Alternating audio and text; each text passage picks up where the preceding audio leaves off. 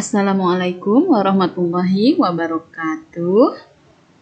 Apa kabar anak-anak hari ini? Ustazah doakan semoga kita semua selalu sehat, berada dalam lindungan Allah Subhanahu wa taala. Amin amin amin ya rabbal alamin. Oke, ketemu lagi dengan Ustazah Sari dalam pembelajaran tematik.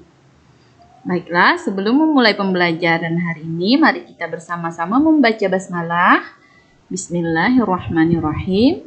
Dilanjutkan dengan doa sebelum belajar. Rabbi zidni ilmah warzuqni fahmah birahmatika ya arhamar rahimin. Amin amin amin ya rabbal alamin. Semoga Allah memberkahi segala apa yang telah kita lakukan hari ini, dan semoga apa yang kita pelajari pada hari ini bermanfaat untuk kehidupan kita di dunia dan di akhirat. Amin amin ya rabbal alamin. Nah, hari ini kita masih di tema 2, subtema 3, yaitu pembelajaran 3, 4, dan 5. Oke, kita mulai.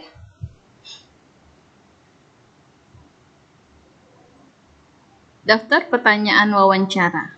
Materi yang pertama yaitu daftar pertanyaan wawancara. Yang pertama, hal-hal yang diperhatikan dalam daftar pertanyaan wawancara yaitu yang pertama, tentukan tema atau topik pembicaraan. Nah, kita sebelum wawancara itu, kita harus menentukan tema atau topik sebelum mewawancarai seseorang.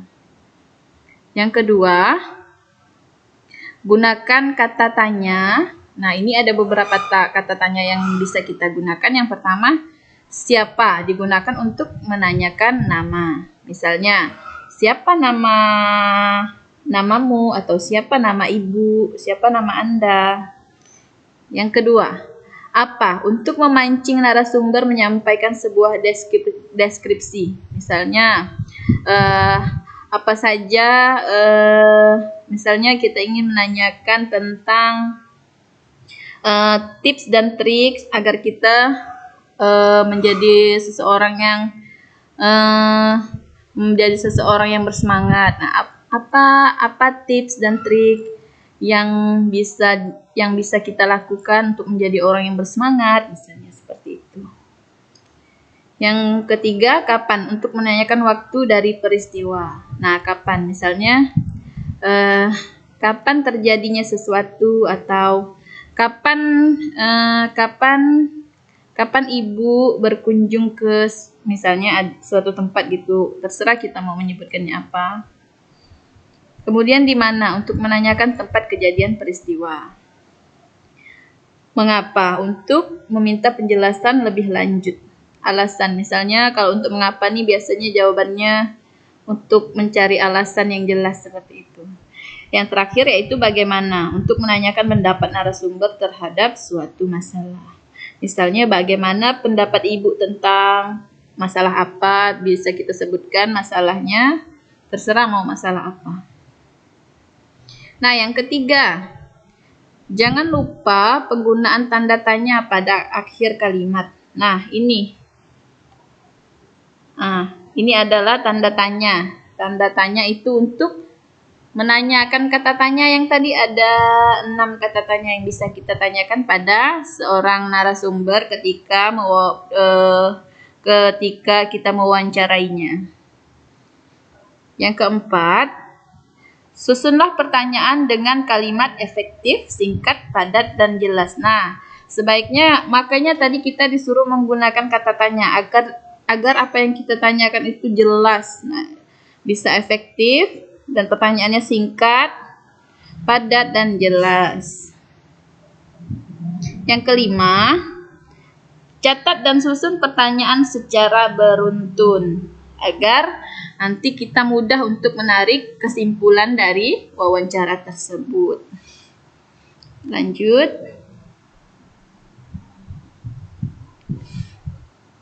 Hak, kewajiban, dan tanggung jawab.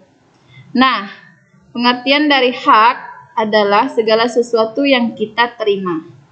Sedangkan kewajiban adalah segala sesuatu yang harus kita lakukan, akan mendapat sanksi jika tidak dilakukan.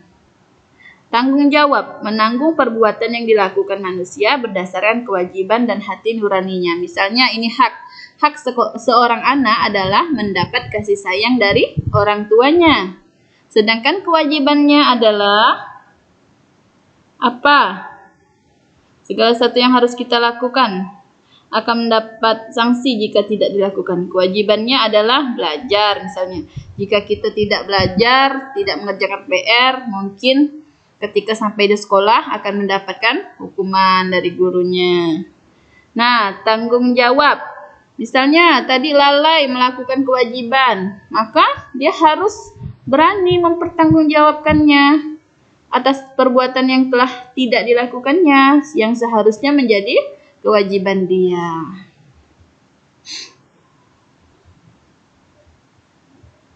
Kita lanjut.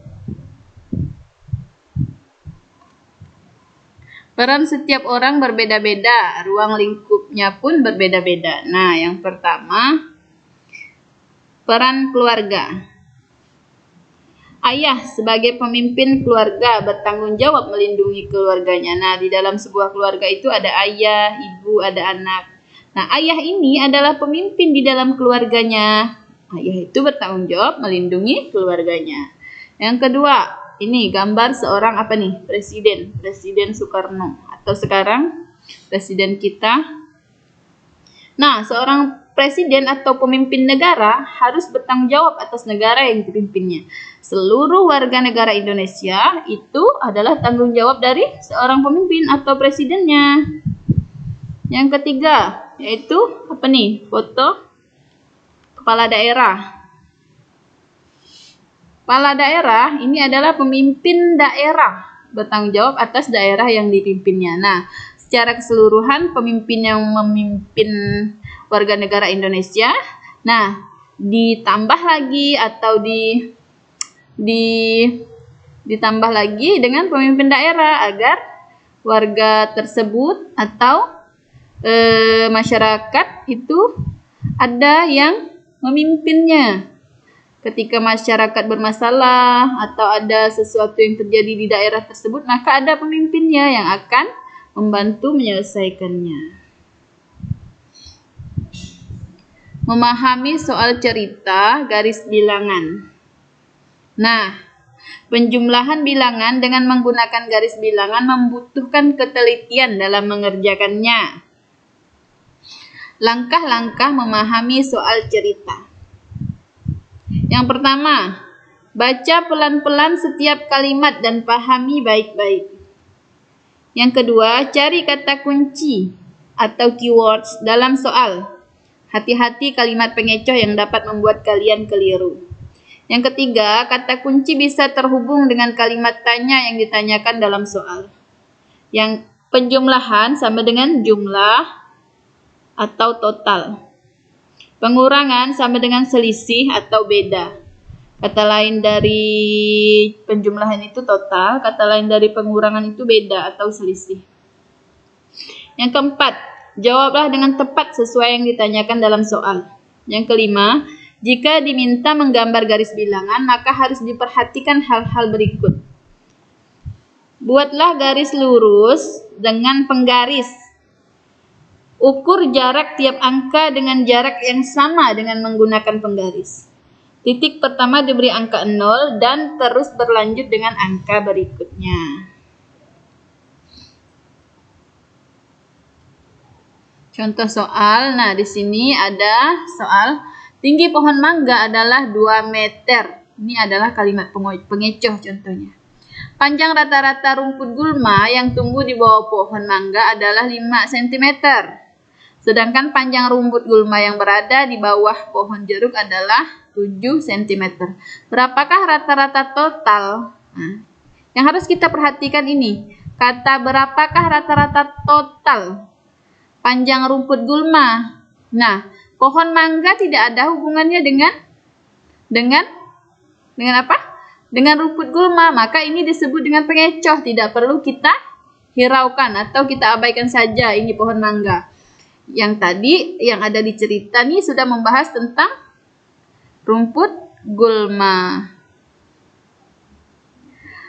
Rata-rata rumput gulma yang tumbuh di bawah pohon mangga. Nah, ini adalah rumput gulmanya 5 cm.